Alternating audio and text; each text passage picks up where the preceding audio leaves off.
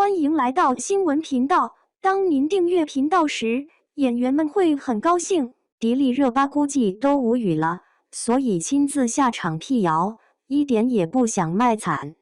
昨天看一个采访说，我增了16斤，我很害怕过2天就变成32斤了。这话是迪丽热巴自己说的，就在功夫女足天津路演现场，台下坐满了观众。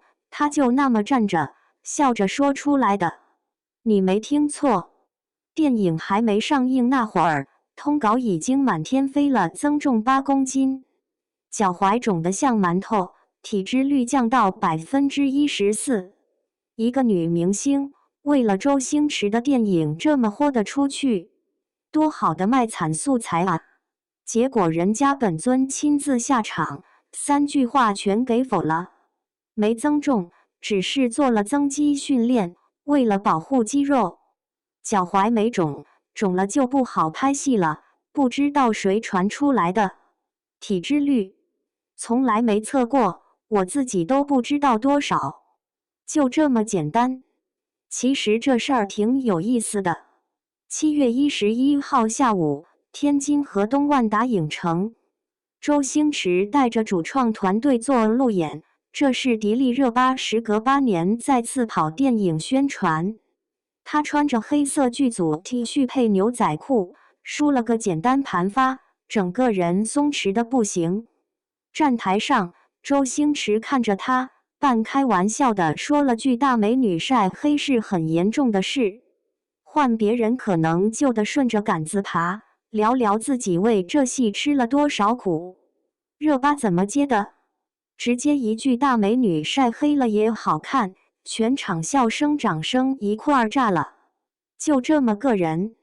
网上那些说他为了演好8号前锋玉龙增重16斤，脚踝练肿了的新闻，他压根没打算利用。现场主持人问起来，他就跟聊天似的把事儿说明白了。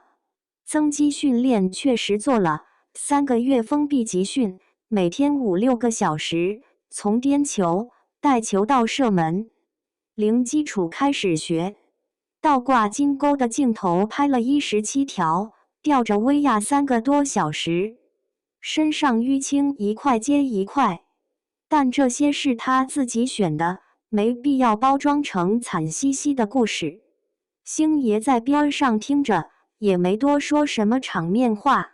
电影7月11号刚上映，票房6小时就破了亿，热搜上一个接一个。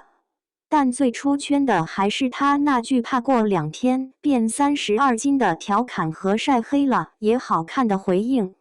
有观众在现场感叹，那个带着泥土味儿和汗臭味的真实生命力，比任何精致妆容都好看。谣言是他自己笑着破的。苦是他自己咽下去没吭声的，就这么简单。